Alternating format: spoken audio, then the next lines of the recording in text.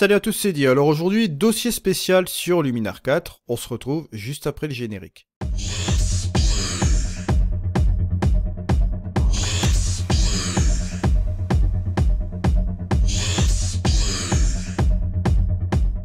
Alors voilà, aujourd'hui on va jouer avec la dynamique de notre capteur. J'ai décidé de faire un dossier spécial justement à ce sujet-là. Mais avant de commencer, je tenais à vous prévenir que sur mon site internet, vous avez la formation continue de Luminar 4 qui contient plus de 120 vidéos, où j'y ajoute régulièrement des playlists. Vous avez aussi les packs, bien évidemment, où vous avez le fichier que vous trouvez ici, et vous avez bien évidemment la vidéo correspondante. Par ailleurs, je tenais à remercier Thierry B pour sa donation aujourd'hui, pour l'évolution de ma chaîne. Je tenais à te remercier particulièrement Thierry, tu te reconnaîtras. Je vous ai également mis un onglet ici, Luminar AI, avec les explications que je vous donne ici, pourquoi je vais continuer sur Luminar AI. Vous allez avoir une formation complète, bien évidemment, quand le logiciel sera disponible. Et vous avez également des nouvelles sur le blog que je tenais à vous faire parvenir. N'hésitez pas à aller voir toutes ces nouvelles, j'en rajoute régulièrement. Donc, dès que j'ai du nouveau aussi sur Luminar AI, je vous le fais parvenir. Dès que j'ai le feu vert de Skyloom, bien évidemment. Alors, sans plus tarder, on va continuer avec le tuto. On va utiliser Luminar 4 pour ce dossier-ci, d'accord ? Je vais vous expliquer dans quel cas vous allez jouer avec votre capteur de votre appareil photo pour préserver, dans ce cas-ci, les hautes lumières. Ça va avoir comme conséquence, bien évidemment, de sous-exposer votre image. Bon, dans les appareils les plus modernes, on va prendre l'exemple des appareils photo modernes comme les mirrorless, vous avez toujours des indicateurs qui vous disent, lorsque vous changez votre exposition, si vous allez cramer votre lumière ou pas. Ok ? Vous avez ces indicateurs-là. Bien évidemment, gros souci là-dessus, lorsque vous allez préserver votre lumière, ce qui va se passer la plupart du temps, ça va sous-exposer votre image, et boum, badaboum, les ombres vont être sous-exposées, ça va vous donner une image comme celle-ci. Bon, ça faut savoir, c'est une image prise à main levée. Je vous parle pas des exemples où vous allez poser votre trépied, vous allez jouer avec des filtres, etc. Ça, non, je parle pas de ça. Je pars du cas le plus courant, lorsque vous êtes à pied, que vous faites de randonnée, du repérage de photos, aussi également, et vous voulez vous donner aussi le plaisir de prendre des photos simplement à main levée. Bon. Le truc ici, c'est que là, avec votre appareil photo, ce qui va se passer, vous allez avoir tendance à jouer avec trois valeurs. Bon. Les ISO, l'ouverture et la vitesse d'obturation. Ok ? Si vous vous mettez en mode manuel, ce que je fais la plupart du temps, je débraye, je me mets en manuel quand je veux faire ce type de photo-là. Vous n'allez pas toucher aux ISO. Ça va rester fixe. Pour pas avoir de bruit dans l'image, bon ça c'est le truc de base, hein. Surtout bon en paysage, des photos de paysage comme ça à main levée, ça va être le cas. Ensuite, vous n'allez pas jouer avec votre vitesse d'ouverture. Bon, moi je vais rester fixe à f8, d'accord, donc je vais pas changer ma vitesse d'ouverture. Voilà. La seule chose que je vais changer, où je vais jouer avec mon appareil photo, c'est ma vitesse d'obturation. Ok ? Voilà, juste un petit peu comme ceci. Je vais jouer simplement avec ces trois valeurs. Je vais vraiment jouer avec un truc de base. Ok ? Je vais vous expliquer la petite démonstration. Si par exemple, je prends mon curseur d'exposition, dont je vais jouer sur mon appareil photo avec ma vitesse d'obturation, qui va me permettre de monter ou baisser l'exposition, hein, c'est avec ce paramètre-là que je vais jouer, puisque les deux autres vont être fixes, que va-t-il se passer ? Sur le field, si je commence à exposer correctement pour les ombres, on va dire, plus ou moins comme ceci, l'appareil photo va me dire, oups, tu vas cramer les hautes lumières. D'accord, au niveau des nuages, ça va cramer, il va te manquer des informations. Donc, qu'est-ce que je fais ? Je redescends. Ici, vous allez avoir, au niveau de votre histogramme, la plupart du temps, une petite gap là, ici. On a un petit point là, que vous voyez ici. Ça correspond à un point dans les hautes lumières, ici dans les nuages. Et c'est pour cela qu'on ramène un petit peu cet histogramme par là. Mais vous voyez que vous avez de l'information ici. Et au niveau des ombres, vous voyez que votre histogramme se situe là. Ok ? On va dire que c'est une petite pique arrondie comme ceci, mais pas complètement sur le bord là. Parce que si vous étiez sur le bord, le problème, bon là, ça aurait généré du bruit. Hein. Tandis que là, ici, si on remonte un petit peu les informations comme ceci, d'accord, même un petit peu plus, allez, on va se mettre à 75,2. Vous voyez ici qu'au niveau du premier plan, vous n'aurez pas de bruit. Ok ? Si je fais un petit zoom, vous voyez qu'il n'y a pas de bruit au niveau de l'image, il n'y a aucun souci là-dessus.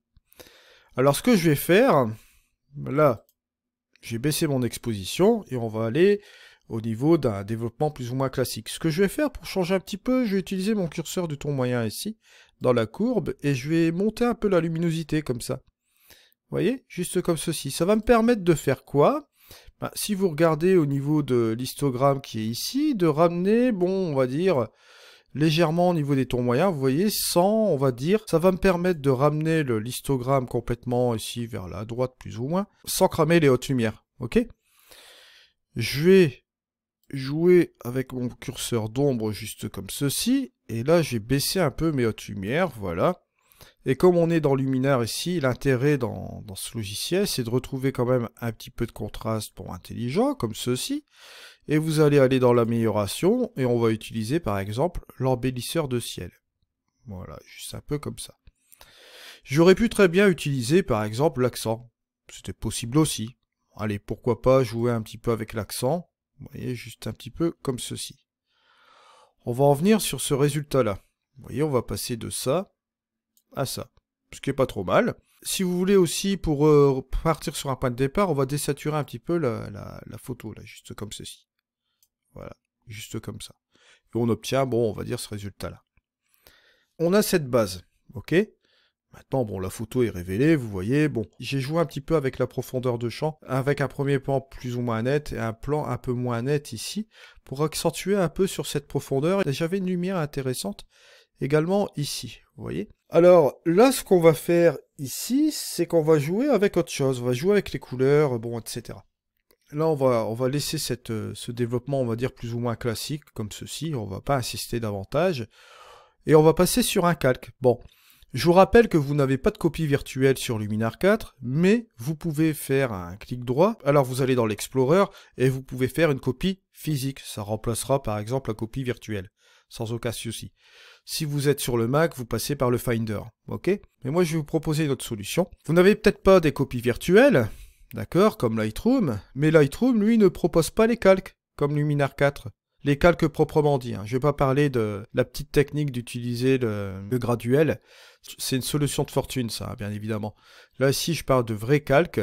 Alors là, vous allez ajouter un calque de réglage, tout simplement. Un nouveau calque de réglage. Alors, pourquoi j'ai fait un calque de réglage? On n'a pas de copie virtuelle, mais le calque de réglage, lui, va vous servir de copie virtuelle. Pourquoi? Parce qu'en fait, bon là, ici, on a fait des réglages sur l'image de base, et on va pouvoir, par exemple, si je prends l'outil couleur, je vais rajouter un peu de vibrance juste comme ceci, vous voyez. Ce qui va se passer, c'est que la vibrance va s'affecter forcément sur le calque de réglage, et non pas sur les réglages qu'on a fait préalablement sur l'image d'origine. D'accord? Ce qui fait qu'en fait, on pourrait considérer ce calque de réglage-là comme une copie virtuelle, tout simplement. Vous voyez un peu le principe. Et si vous vous mettez un autre calque de réglage aussi, vous pouvez également le faire. Vous pouvez faire un type d'image sur un calque de réglage, un autre type d'image sur un autre calque de réglage, sans aucun souci. Vous me suivez? Donc c'est pour ça que bon, le système des copies virtuelles, bon, il y a le truc physique, où vous pouvez copier physiquement votre photo, bien sûr, mais il y a cette technique-là, cette alternative-là, bien évidemment, au niveau des calques de réglage, comme je vous l'ai montré ici. Et si vous voulez aller encore plus loin, vous faites simplement un calque analogue, sans aucun souci. Là, ça vous demandera encore moins de ressources machine. Ok? Mais là, on va prendre le calque de réglage. Bon, calque de réglage où je vais enlever ma vibrance. Hein. Ici, bon, je vais interagir sur une colorimétrie au niveau de mon image. D'accord? On va partir sur une photo d'automne. Justement, c'est la bonne saison, et je vais analyser un peu mon image. Bon, que se passe-t-il? Au niveau de l'image, j'ai plusieurs aspects intéressants. J'ai une petite source lumineuse qui est là-bas, d'accord, mais j'ai les couleurs aussi. Et les couleurs sont essentielles. Seulement, dans un souci, on va dire, de créativité, de faire quelque chose de vraiment très beau au niveau des couleurs, j'ai envie un peu de changer cela, d'accord? J'ai pas changé la balance des blancs tout à l'heure, puisque je l'avais réglée sur mon appareil photo, je vais la conserver telle qu'elle, ok? Ça, petit truc aussi à savoir, hein, ok? Donc on ne va pas la changer de manière créative ou bien revoir les choses, je l'ai faite sur mon appareil photo, c'est pas non plus une obligation de toujours la changer la balance des blancs, ça sachez-le. Alors ensuite, on va partir dans mon outil couleur, je l'ai dans les réglages avancés, et là bon, on va utiliser le HSL, Et on va s'amuser un petit peu à changer toutes ces couleurs-là, les rendre un petit peu plus vives sur certaines couleurs, et changer un peu la teinte, vous voyez. Bon, les couleurs, bon, en règle générale, au niveau des verts, ce que j'aime bien faire, c'est repartir un peu comme ceci, sur ce curseur ici, afin de perdre ce vert un petit peu trop excessif. Voilà. Donc je vais aller ici en arrière, et je vais monter ma saturation. Voilà, juste un peu comme ceci. La luminance aussi, je vais regarder si je rehausse ou si je baisse. Je pense que je vais rehausser comme ceci. Ok? Je vais voir si je peux pas encore baisser la tonalité comme ceci. Ouais, ça peut être sympa. Si vous regardez par rapport au départ, vous voyez, on a retrouvé quelque chose de plus, on va dire, lumineux, mais moins excessif au niveau des verts. Ça fait un truc plus automnal, justement.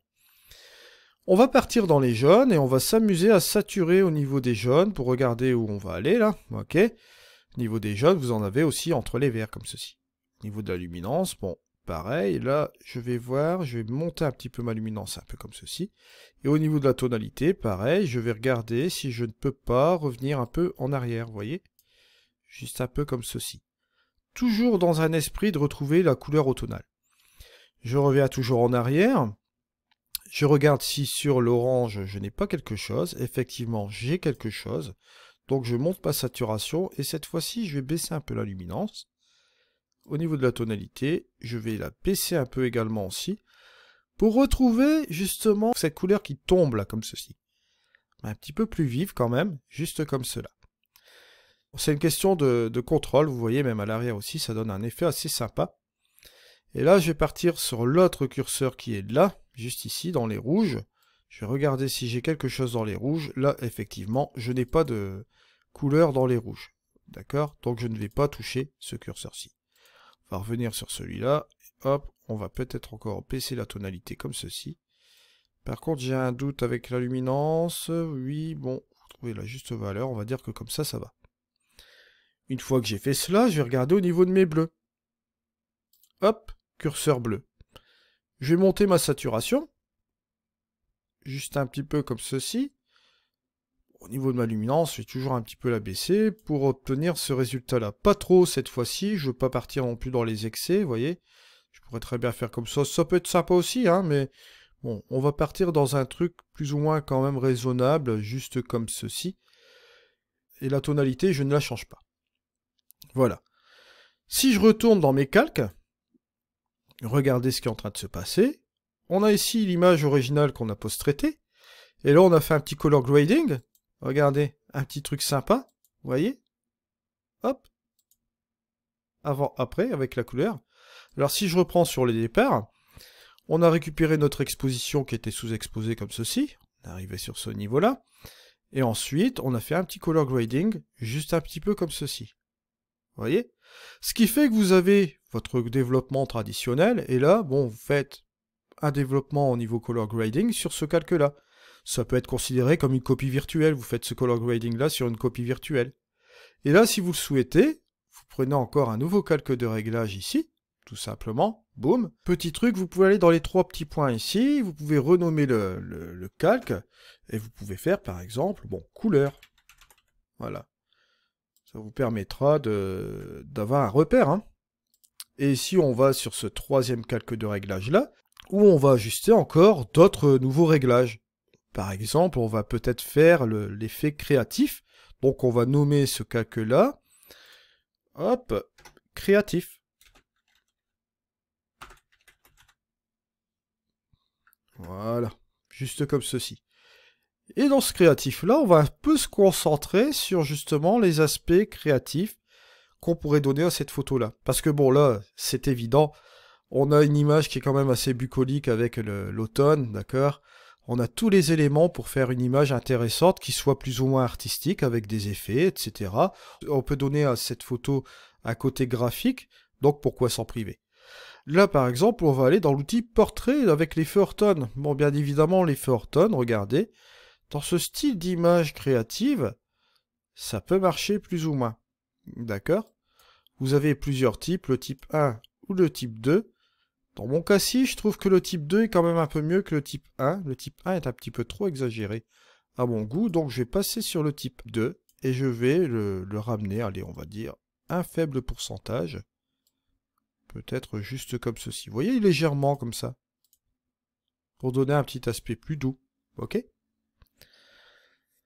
Ensuite, ce que je vais faire, je vais aller dans mon outil, bon, dans les créatifs ici. Là, je vais faire un petit truc assez sympa, c'est utiliser l'outil mystique. Mais l'outil mystique, bien évidemment, on va l'utiliser, bon, pas sur l'ensemble de l'image, d'accord? Je vais m'intéresser à cela au niveau de, plutôt, on va dire, au niveau des nuages. Donc, au niveau du lissage, je vais ramener un petit peu plus. Je vais regarder au niveau de la saturation ce qu'on peut faire. Voilà.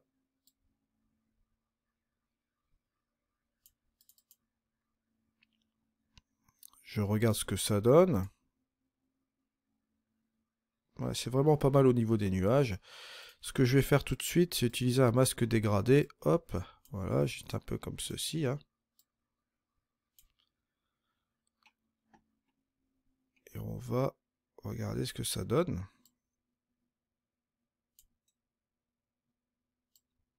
Voilà. Le premier plan, je ne vais pas l'affecter. Bon, si je mets mon petit œilleton pour voir un peu, on va dire que on va l'affecter plus ou moins, voilà, juste ici. Ce sera assez sympa, on va faire toucher cette partie-là. Ça peut marcher comme ça. Maintenant, il n'est pas impossible aussi de faire un truc, vous allez voir, bon là j'ai enlevé l'œilleton, je vais utiliser un autre masque, c'est-à-dire l'outil pinceau. Je vais prendre ceci, on va effacer, on va utiliser une opacité de, allez, 10%. Et là, on va commencer à enlever un peu l'effet. Bon, je vais un peu grandir au niveau des pinceaux, là, voilà. Je vais enlever un peu l'effet ici. Voilà. Afin de l'effacer, on va dire, progressivement, vous voyez, au niveau de l'image, hein, pourquoi pas. Voilà. Juste un petit peu comme ceci. Et on obtient ce résultat-là. Maintenant, je peux aller aussi dans les pros. Et je vais m'amuser quand même un petit peu avec quelques petits trucs, là, avec le densité plus, densité moins. Et je vais m'amuser un peu à peindre cette chose-là. On va un peu, on va dire ici, éclaircir sur certains endroits et obscurcir à d'autres endroits, bien évidemment. Voilà, peut-être à 8%.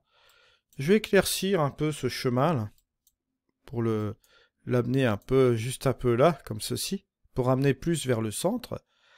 Voilà, et peut-être un petit peu ici et un petit peu là, ça fait un petit truc assez sympa. Je vais voir aussi ce que je peux faire ici. Bon, voilà, on a des petits trucs verts là qui sont assez jolis. Donc je vais un peu les éclaircir, là aussi. Là, avec ces petits arbres là. Là, je vais peut-être insister sur les feuilles. Voilà. Monter un petit peu plus à l'arrière sur ce truc-là. Là aussi. On va dire un petit peu sur le champ là. Là aussi également. Ça ne sert à rien, c'est déjà illuminé. Donc ici, là, vous voyez, là un peu. On va quand même détourer un peu l'ensemble là ici. Voilà, ça c'est pas mal. Et après, on va prendre l'obscurcir.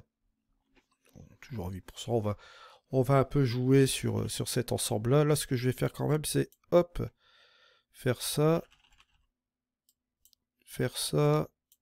ça, faire un petit peu de détourage, un peu comme ça, à certains endroits, pour un peu assister. Vous voyez, bon là, j'avais éclairci sur le dessus. Là, ce que je vais faire, c'est obscurcir sur ce côté-là, pour bien faire ressortir le côté éclairé, là, par exemple, voilà. Avec 8%, ça va, c'est plus ou moins tranquille, on va dire. Là, c'est pareil. Je vais marquer sur cette partie-là, là aussi, là et là. Voilà. Là, là, voilà.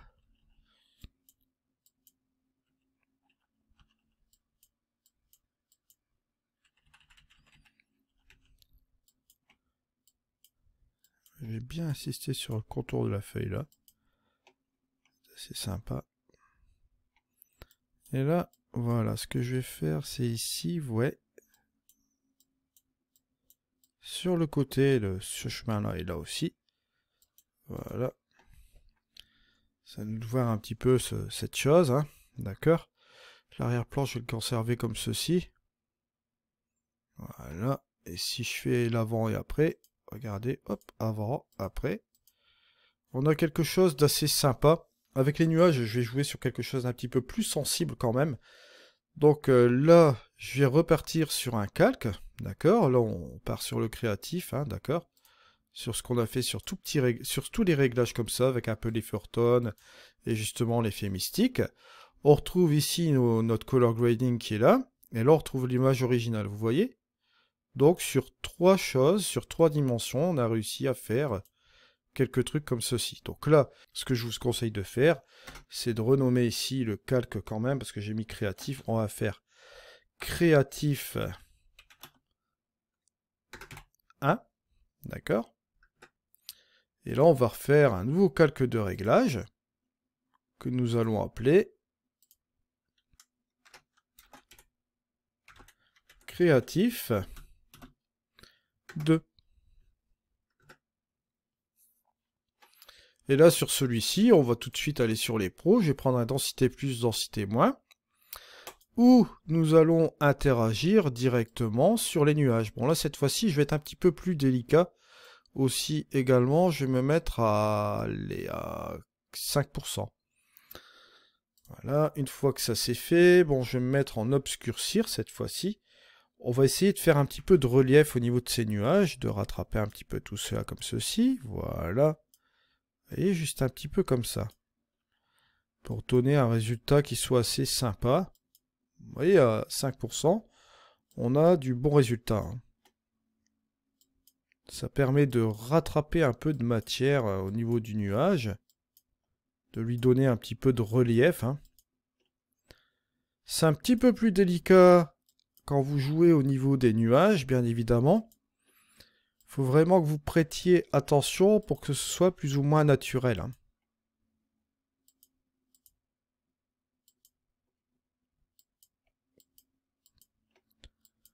Bon, là, j'y vais progressivement un peu, hein.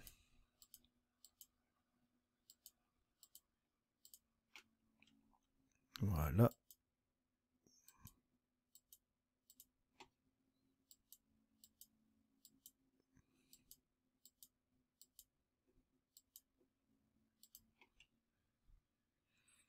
On va dire que c'est pas mal quand même, hein. Je vais essayer d'éclaircir certains endroits. Hop.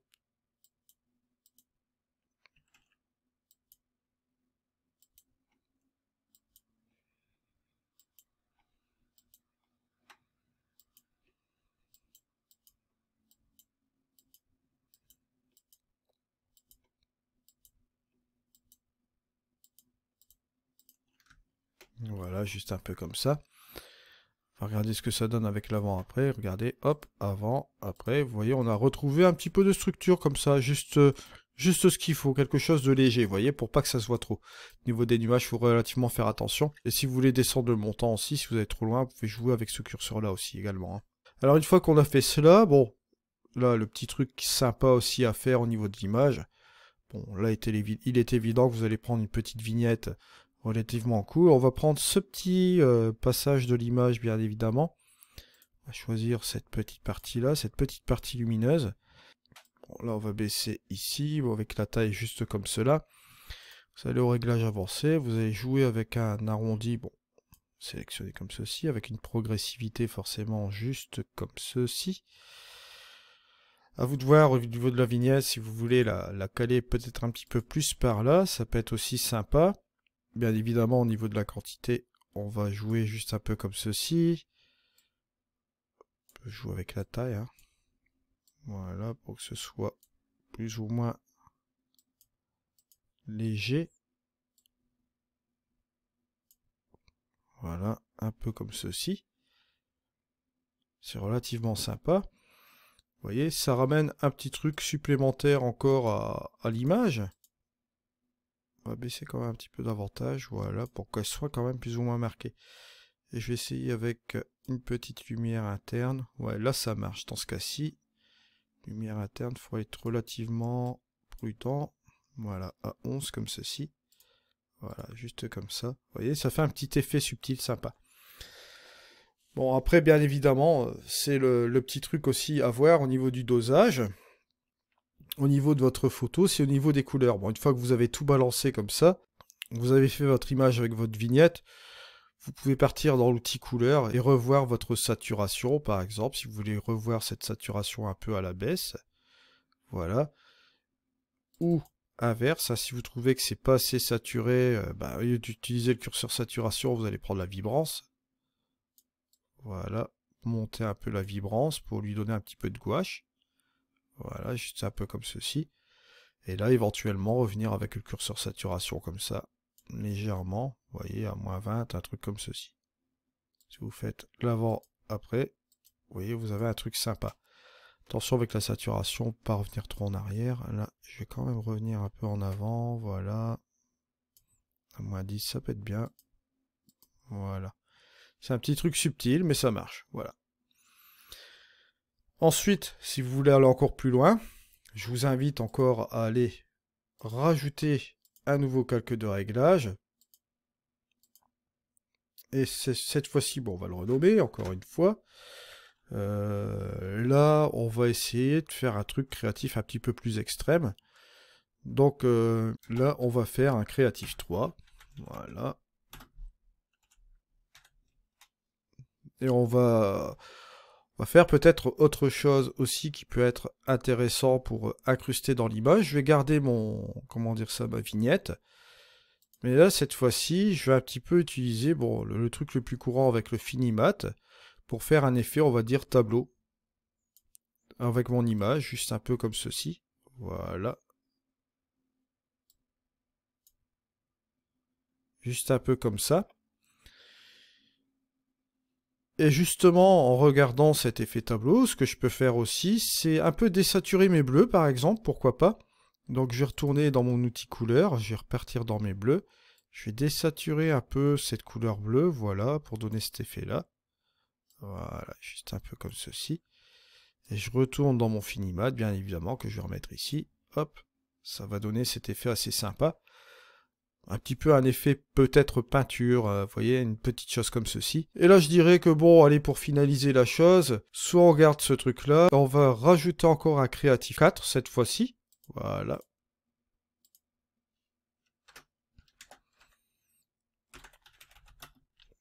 Voilà, Creative 04. Et là, on pourrait très bien, encore une fois, allez, pourquoi pas, aller dans notre créatif, rajouter un petit peu d'éclat. À 2, même pas, vous voyez, parce que déjà à 2, ça fait déjà pas mal de choses. Voilà, ça rajoute un petit truc assez sympa. Et vous ajoutez encore un petit brouillard léger, vous voyez, juste comme ceci. Voilà. Bon là, bien évidemment, si vous rajoutez petit brouillard léger, ça va un petit peu faire dégager l'effet de la vignette. Mais elle sera toujours présente légèrement comme ceci. Vous voyez, on a un effet qui est assez sympa aussi, comme ceci. Hein. Bon, on peut toujours jouer avec le léger ou bien l'épée de style. L'épée qui est un petit peu plus léger, regardez, ça vous donne cet effet encore un petit peu plus mat justement à ce niveau-là. Et là, bien évidemment, au niveau des couleurs du ciel, ça vous donne cet effet-là. Et ça vous fait un effet plus ou moins tableau, vous voyez. Il y a toujours beaucoup de possibilités. Hein. Bon, bien évidemment, on pourrait même rebalancer un peu les couleurs de cette image et faire encore autre chose. Et là, allez, pourquoi pas repartir sur encore un nouveau calque de réglage où cette fois-ci, on va affecter simplement la couleur. Donc là, vous mettez le créatif, hop, 0,5. Voilà. On va dans les pros, on va dans l'amélioration des couleurs. Vous avez cet outil qui est ici avec une balance des couleurs qu'on peut rediriger. Au niveau des ombres, pourquoi pas, on pourrait revoir si on peut pas rediriger peut-être un petit peu comme ceci, vous voyez. Avec simplement une redirection des couleurs au niveau des ombres, on a ce résultat qui est pas trop mal. Au niveau des hautes lumières, on pourrait jouer aussi avec autre chose, voilà. Un petit peu opposé. Ton moyen, ben là, il suffit de faire une transition entre les deux couleurs. Je pense que ici, ce sera plus approprié. Ombre ici. accentuer un peu plus sur les verts ici. Dans les hautes lumières, là, on va plus insister peut-être sur un peu l'effet contraire. Je verrai bien dans les tons moyens après. Et ici, dans tout ce qui est bleu, on peut ramener un peu plus par ici au niveau des ombres, ou un peu l'inverse. Moi, je trouve que, bon, au niveau des bleus, ça pète pas mal non plus. Au niveau des ombres, pareil, on va regarder si on ramène dans les jaunes ou dans les bleus. Bon, je vais garder quand même les bleus. Et dans les tons moyens, là, on va faire un peu la liaison. Hein. Voilà. Voilà, peut-être un petit peu comme ceci. Ce qui est pas mal.